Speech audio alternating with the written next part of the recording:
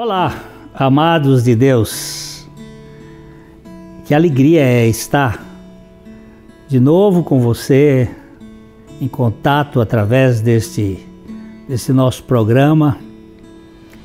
Você sabe que o nosso objetivo aqui é anunciar o Evangelho das insondáveis riquezas de Cristo, o Deus que se fez carne, que se fez gente, que habitou entre nós e que por graça Ele pode habitar em nós, em nosso coração. E você pode ser um aliado nosso. Os links e endereços estão aí na tela de sua TV. Nosso canal no YouTube é youtube.com/PIB Londrina 1 e no Facebook, facebook.com/programa Café e Fé, tudo junto. Nós contamos com a sua participação em oração, em divulgação e, se puder, também em colaboração para que esse programa se mantenha e seja disseminado para um público cada vez maior, mais pessoas ouçam o Evangelho.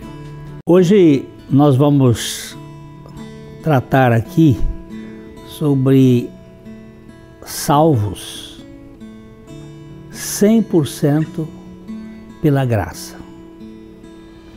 Muitos acreditam que a graça de Deus, que graça é Deus fazendo uma parte e o ser humano a outra. Que Deus pode até fazer a maioria, mas a pessoa caída tem que fazer a sua parte. Essa é a opinião de muitos. Tem muita gente que acha que Deus faz uma parte e nós fazemos a outra. Contudo, a definição de graça que mais fala ao meu coração é Deus dando e fazendo tudo a quem nada merece, nem tem condições de merecer. Deus 100%.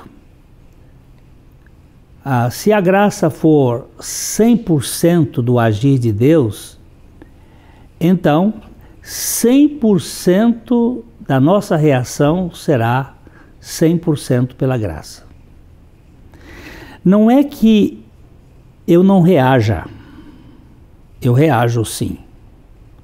Porém, quando reajo movido 100% pela graça.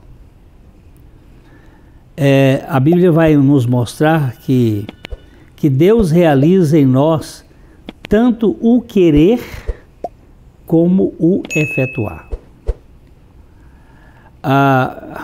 É isto que o apóstolo Paulo vai nos dizer em Filipenses 2:12. Ele disse: quando eu estava aí, vocês sempre seguiam minhas instruções. Agora que eu estou longe, e é ainda mais importante que o façam. Trabalhem com afinco a salvação, obedecendo a Deus com reverência e temor. Isto aqui é um texto em que ele está falando com os crentes de Filipos. E ele mostra como isto é possível, pois ele diz assim, no versículo 13, pois Deus está agindo em vocês, dando-lhes o desejo e o poder de realizarem aquilo que é do agrado dele. Por trás do nosso agir está a motivação da graça de Deus. A questão é, se eu antes não buscava Deus e agora o busco, Se eu não o queria e agora o quero, o que me fez mudar de opinião? Porque a Bíblia diz que não há ninguém que busque a Deus, nenhum sequer. E como é que eu, que antes não buscava, agora estou buscando? Existe aí um agir da graça no meu coração. Se a minha vontade não o desejava, por que agora deseja? Por quê? Eis a questão. Como é que um morto espiritual pode ter vida espiritual? Como é que uma pessoa que está morta fisicamente pode reagir fisicamente a um estímulo físico?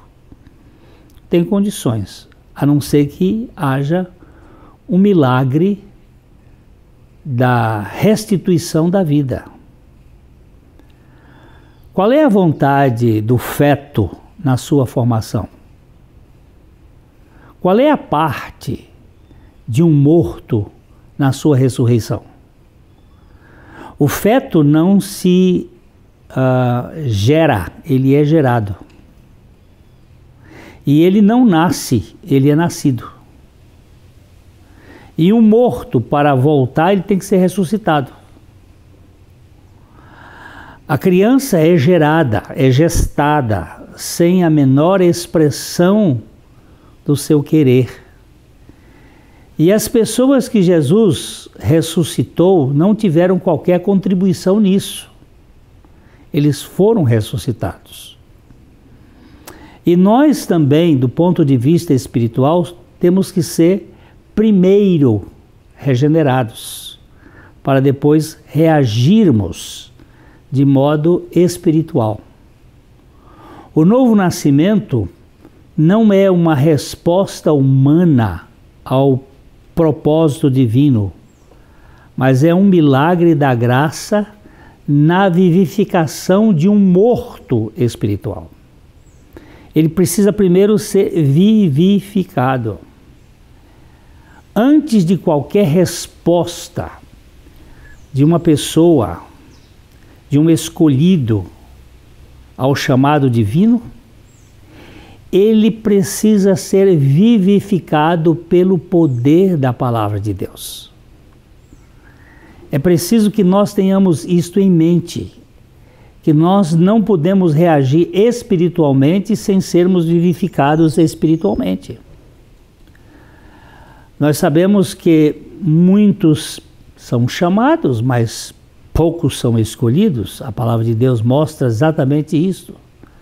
Sabemos que a proclamação do Evangelho ela é universal, mas a fé é particular, dependente 100% da graça. Uma vez que não há nada num ser caído, totalmente perverso e morto espiritualmente, que o credencie a crer. Ele precisa ser vivificado por Deus. A vida precede as reações do ser vivo. Se não houver vida em qualquer célula, não há reação. E a criança precisa ser gerada antes dela reagir com os instintos do ser humano. A vida espiritual antecede as respostas espirituais.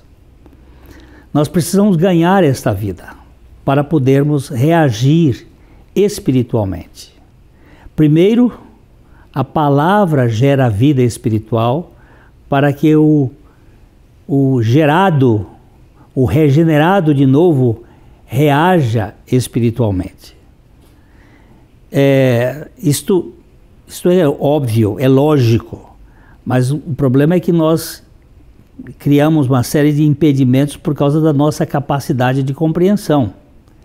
Se um ser criado tiver fé em si mesmo, então esta fé servirá de moeda de troca para a salvação do pecador, e neste caso a graça deixará de ser graça, porque a fé que é do homem e que é uma fé vamos dizer assim, conspurcada ou suja, uma fé poluída pelo pecado, vai ser moeda de troca. Então o ser humano não faz nada para a sua salvação? Você pode me perguntar. Sim, a nova criatura reage espiritualmente conforme a ação da graça em sua vida.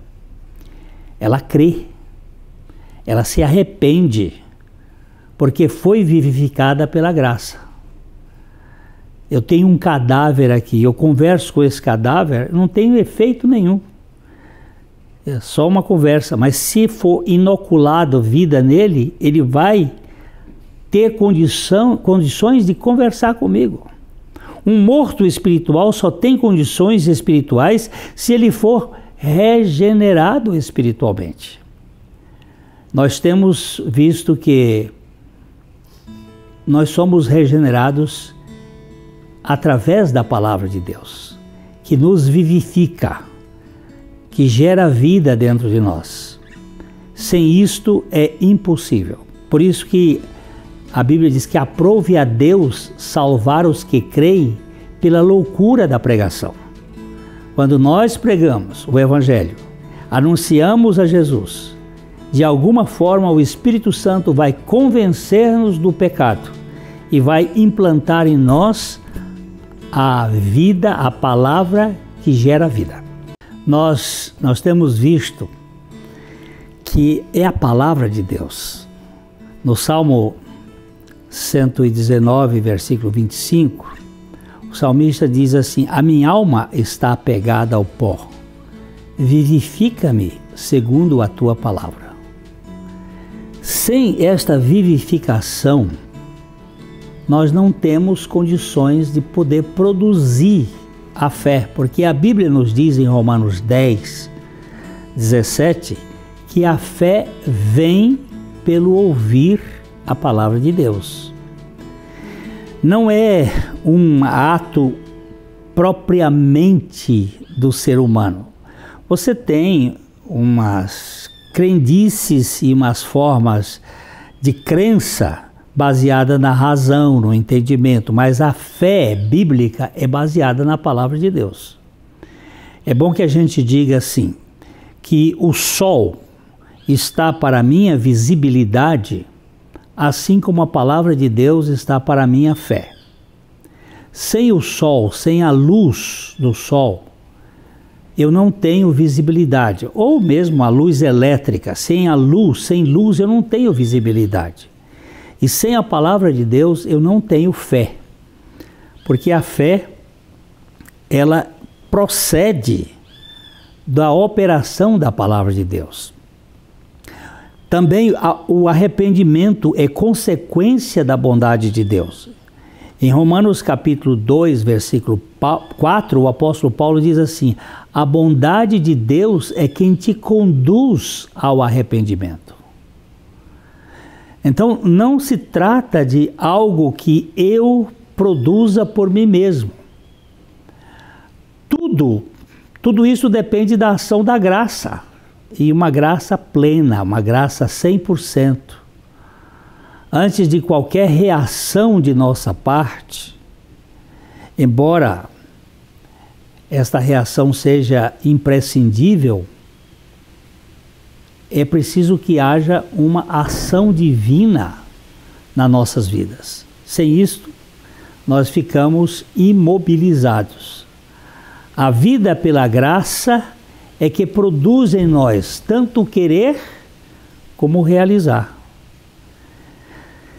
Eu não desejava, mas agora quero. Porque quero, busco. Sabe-se que a vida cristã não sou eu quem vive, mas é Cristo quem a vive em mim. Logo, Cristo é a vida vivida através de mim. É uma obra graciosa. Muitas pessoas estão na igreja, mas elas não estão em Cristo. São pessoas que estão ali bem envolvidas com o sistema, mas elas não têm descanso. É pela graça que a coisa acontece. Isso tudo é graça sobre graça e é tudo dele, por meio dele e para ele. É uma ação divina sobre os nossos corações. Deus troca o nosso coração. Diz-nos o profeta: eu tirarei o coração de vocês. Eu tirarei o coração de pedra e darei o coração de carne. Eu crucificarei o Adão e lhes darei Cristo e farei que vivam. É uma operação divina. O viver é consequência da vida. Ele vai nos dar esta realidade. Cristo não pode ser formado em nós, a menos que ele tenha primeiro eliminado esse ego repugnante que resiste conformar-se a Cristo. Nós precisamos ser cambiados, trocados, mudados. Esta obra é uma obra divina. O nosso eu é crucificado na cruz para que nós ganhemos a vida na ressurreição. Tanto a necessidade e a resposta devem vir pela revelação, pela iluminação do Espírito Santo. Ele deve crescer e nós diminuirmos. Cristo crescendo em mim e eu saindo. João Batista diz: convém que ele cresça. Eu gosto de uma versão de uma irmãzinha lá do interior do Nordeste: e que eu desapareça. Porque é isto que faz a fé cristã se tornar um descanso. Nós somos reduzidos a nada, a fim de que ele se torne tudo. A nossa própria vida é 100% pela graça. Eu não quero sair, mas o Espírito me convence e eu sou transformado. O Senhor Jesus Cristo é revelado a nós na salvação, mas ele deve ser revelado em nós. Não basta ser um conhecimento sobre, mas um conhecimento de. Tem muita gente que sabe muito sobre Deus, mas ele precisa conhecer o Deus da Bíblia. A vida eterna, diz Jesus na oração sacerdotal, é que te conheçam. Não é que conheçam sobre Deus, mas é conhecimento de relacionamento. Paulo escreve que somos sempre entregues à morte por causa de Jesus, para que também a vida de Jesus se manifeste em nossa carne mortal. Isso está escrito em 2 Coríntios 4:11. É aqui que nós ganhamos a vida de Jesus. Isto precisa acontecer pela iluminação por parte do Espírito Santo. Eu sou iluminado por ele e ganho a dimensão espiritual, que vai me dar condições de depender inteiramente do Senhor. Podemos entender o processo intelectualmente. Tem muita gente que sabe intelectualmente, mas a vida de Cristo realiza-se dentro de nós, na medida em que ele é revelado pelo Espírito Santo.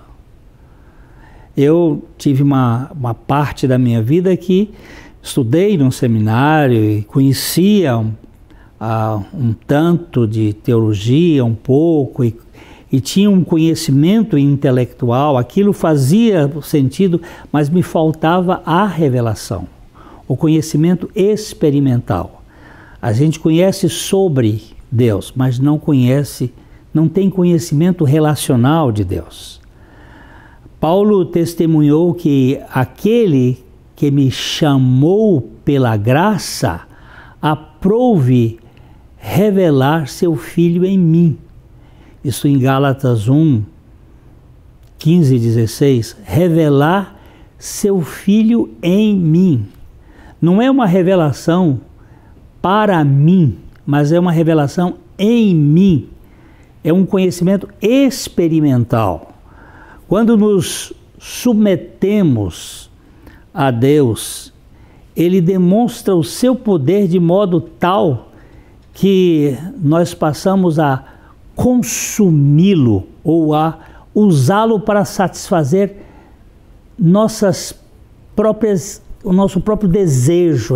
Nós vamos conhecendo, nos submetendo a Ele, nós temos o conhecimento dele mesmo. Quando tentamos fazê-lo, Ele tira o seu poder até que sejamos novamente na cruz e Ele possa manifestar-se para a sua própria glória. É conhecer a Cristo, é ganhar a Cristo. Ganhamos a salvação pela graça por meio da fé. A identificação realiza-se exatamente desse modo, quando nós conhecemos a Cristo. A nossa salvação é graça no começo, é graça no meio, é graça no fim e em todos os sentidos. E tudo é implicação da sua revelação a nós. Nós queremos deixar com você esta realidade, que Deus conceda a você a graça de conhecer a Jesus Cristo e saber que o seu velho homem foi crucificado com Cristo e que Cristo é a sua vida. Até o nosso próximo programa, olha, de coração para coração.